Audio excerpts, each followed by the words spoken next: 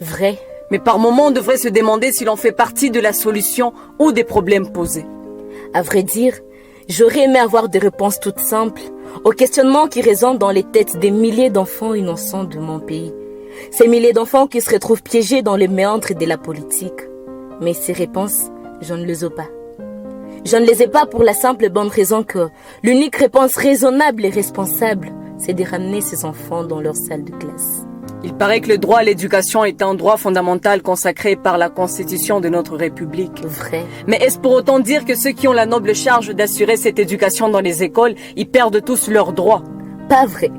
L'enseignant est un forgeron de l'humanité. Il est le garant de toute nation responsable. De l'infirmier au médecin, du mécanicien à l'astronaute, du maçon à l'architecte, de l'ouvrier au politicien, de l'avocat aux hommes d'église. C'est l'enseignant qui pose la base de leur édification. D'ailleurs, un sage chinois l'a dit en des termes plus clairs. Si vous voulez détruire un pays, inutile de lui faire une guerre sanglante qui pourrait durer des décennies. Il suffit juste de lui détruire son système éducatif. Ensuite, il faut attendre 20 ans et vous aurez un pays constitué des ignorants et dirigé par des voleurs. Mon pays est en danger. Si rien ne fait, il fonce droit dans un mur. Je tire la sonnette d'alarme parce que ceux qui ont gouverné mon pays depuis des années ont ignoré le rôle de l'éducation. Ils se sont arrogés de gros salaires et ont réservé de miettes à ceux qui dictent la nation. Alors que leurs enfants étudient dans des écoles privées, dans les meilleures écoles d'Europe et d'Amérique.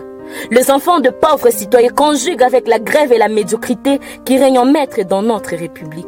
Parfois même dans des écoles sans tableau, sans bâtiment ni cris, aux prises avec le vent et les moustiques, sous un arbre dans certaines régions de notre République.